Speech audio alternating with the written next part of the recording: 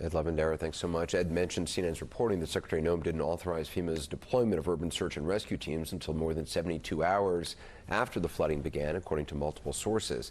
That reporting prompted Florida Congressman Jared Moskowitz to send a letter to the congressional committees that oversee FEMA. He's calling for a formal investigation to FEMA's response to the flooding. Congressman Moskowitz joins me now. We should also note that he worked as director of the Florida Division of Emergency Management prior to his time in Congress. So, Congressman, have you gotten any response to your letter? No, I've not gotten any response to my official letter, Anderson. I don't expect it. Congress is on break.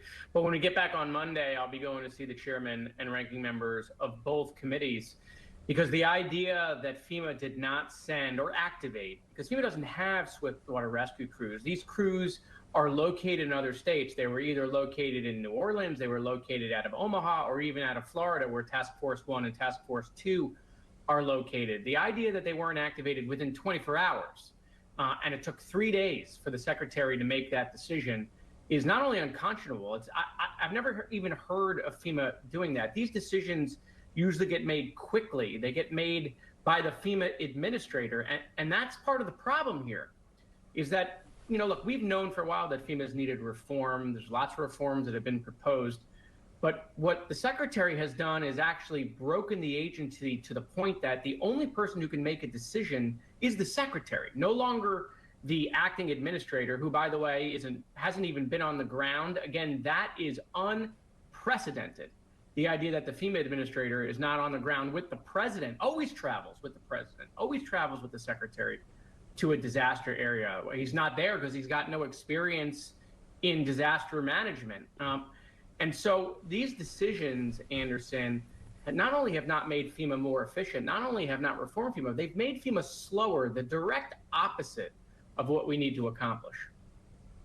It's interesting to me to hear from both the governor in Texas and President Trump today attacking a reporter for asking a question about, you know, response times and should, you know, could things have been done better, and or is there something that could be fixed for the next time? President Trump certainly had no problems criticizing disaster response of his predecessor or of you know, FEMA officials or others during, you know, in the response to Helene, for instance. Oh, I'm shocked, Anderson. I'm shocked that, you know, things went so poorly 7 months ago and now they're perfect. I'm shocked that that's the response. I'm shocked that a Republican governor is saying a Republican administration is doing fantastic. I'm shocked. I can't believe that that's the response we're getting.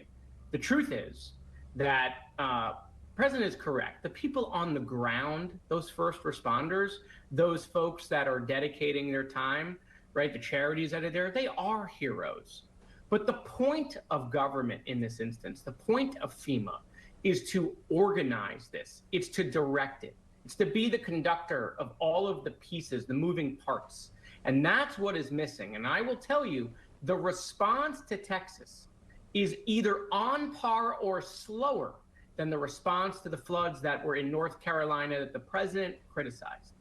And that's why I want an investigation, because what we need to do is we need to do an after-action review. We do that after every disaster. What worked, what didn't work, and what can we improve? If we don't ask those questions, we don't learn from the mistakes that were made. Did they not issue the evacuation orders fast enough? Did they not move in swift water rescue crews fast enough? Did the fact that they didn't have an alert system in the county add to any delay? There's a 3-hour gap between when they sent out that final warning and when they did evacuation orders. And those are done at the local level. How is the communication between the locals, the state, the regional offices at FEMA and headquarters? How long did it take headquarters to give an answer? That is what we need to find out. That is why you do an investigation, Anderson. Congressman Moskowitz, I appreciate your time. Thank you very much.